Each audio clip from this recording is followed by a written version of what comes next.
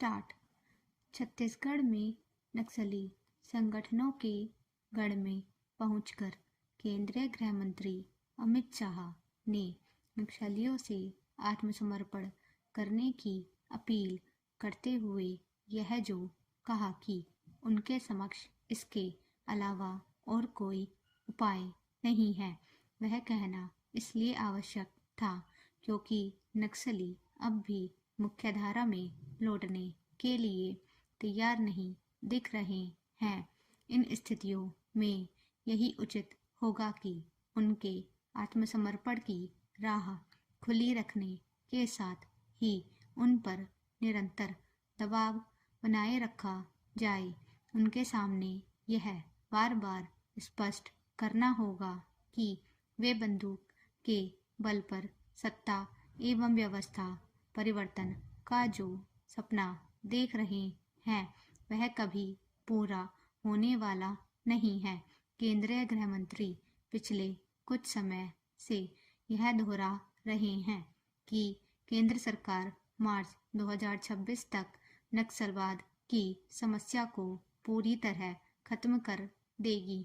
इस लक्ष्य को पाने के लिए जहां यह आवश्यक है कि नक्सल प्रभावित राज्यों की सरकारें केंद्र सरकार का पूरा सहयोग करें, वही नक्सलियों के प्रभाव वाले इलाकों में विकास एवं जनकल्याण की योजनाएं तेजी से आगे बढ़ाई जाएं।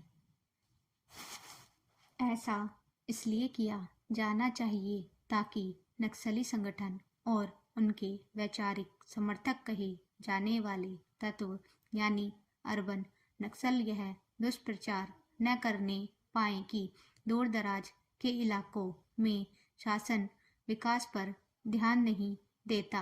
वैसे इस दुष्प्रचार की कलाई खुल चुकी है और यह साबित हो चुका है कि नक्सली ही ग्रामीण इलाकों में विकास कार्यों में बाधक बने हुए हैं। यह किसी से छिपा नहीं कि नक्सली किस तरह अपने इलाकों में सड़कें नहीं बनने देते और स्कूलों एवं अस्पतालों के निर्माण में अड़ंगा लगाते हैं।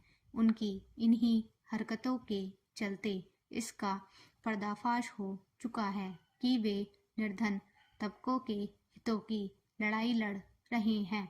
वास्तव में वे इन वर्गों के हितों की रक्षा में सबसे अधिक बाधक बनकर उभरे हैं और इसीलिए उनका प्रभाव कम होता चला जा रहा है। यह उल्लेखनीय है कि पिछले कुछ वर्षों में नक्सल प्रभावित जिलों की संख्या में कमी दर्ज की गई है। 2019 में नक्सली हिंसा से प्रभावित जिलों की संख्या 90 थी। यह अब संख्या 40 से भी कम रह गई है। इस संख्या में और अधिक कमी तब आएगी जब नक्सलियों को यह महसूस होगा कि उनके छिपने के लिए कोई जगह नहीं रह गई है। शायद तभी वे अपने निरर्थक संघर्ष को विराम देने के लिए तैयार होंगे।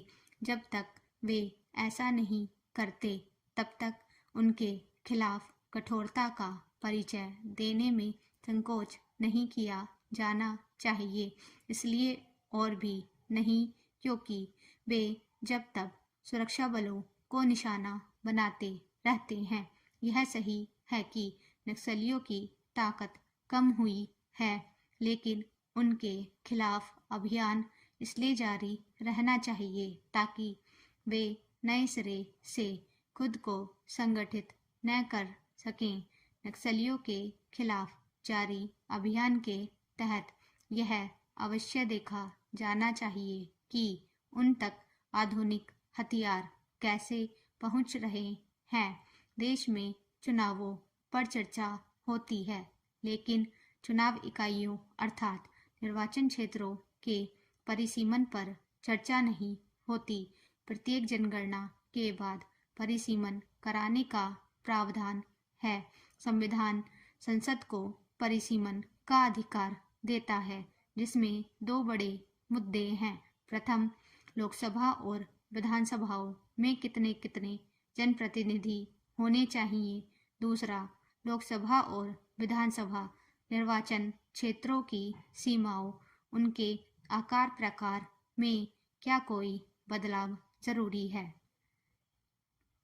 संविधान संसद को अधिकार देता है कि वह उपरोक्त दोनों मुद्दों के समाधान हेतु अभिकरण बनाए और परिसीमन प्रक्रिया निर्धारित करे। प्रथम लोकसभा और विधानसभा चुनावों हेतु परिसीमन राष्ट्रीय कार्यालय ने किया। संसद ने 1952 में प्रथम परिसीमन आयोग का गठन किया, जिसने 1957 के चुनावों हेतु परिसीमन किया। उसके बाद 1962 और 1972 में द्वितीय और तृतीय परिसीमन आयोग ने 1971 एवं 1972 की जनगणना के आधार पर परिसीमन किया। 1975 में इंदिरा गांधी ने आपातकाल लगाकर 42वें संविधान संशोधन द्वारा अगले 25 वर्ष तक परिसीमन पर रोक लगा दी। फलतः 1981 और 1991 में परिसीमन नहीं हो सका। संसद द्वारा 2002 में चतुर्थ परिसीमन आयोग का गठन हुआ, लेकिन 84वें संविधान संशोधन द्वारा लोकसभा और विधानसभाओं में सांसदों और विधायकों की संख्या बढ़ाने पर 2026 के बाद होने वाली जनगणना तक इस आधार पर प्रतिबंध लगा दिया गया कि 2026 तक देश में जन्म दर और मृत्यु दर बराबर हो जाएगी, लेकिन ऐसा हुआ नहीं। फलतः चतुर्थ परिसीमन आयोग केवल आंशिक परिसीमन कर सका। 1972 के बाद 50 वर्षों से अधिक समय से पूर्ण परिसीमन नहीं हुआ है। आज देश की जनसंख्या चीन से ज़्यादा हो गई है, पर सांसदों और विधायकों की संख्या नहीं बढ़ी। इससे सांसद और विधायक अत्यधिक जनसंख्या का प्रतिनिधित्व कर रहे हैं। एक सांसद औसतन 25 लाख और विधायक 5-7 लाख लोगों का प्रतिनिधित्व कर रहा है, जबकि इंग्लैंड के सांसद 1 लाख और अमेरिका के 7 लाख लोगों का ही प्रतिनिधित्व करते हैं। अतः आगामी परिसीमन आयोग द्वारा सांसदों और विधायकों की संख्या बढ़ाने का प्रतिवेदन जरूरी है।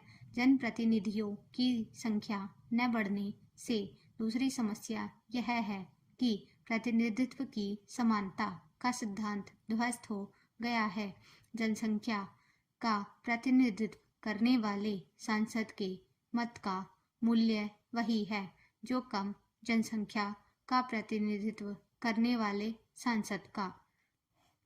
यदि केवल जनसंख्या को परिसीमन और सीटों के आवंटन का आधार बनाया जाएगा, तो वे राज्य दंडित होंगे जिन्होंने जनसंख्या नियंत्रण में अच्छा काम किया है।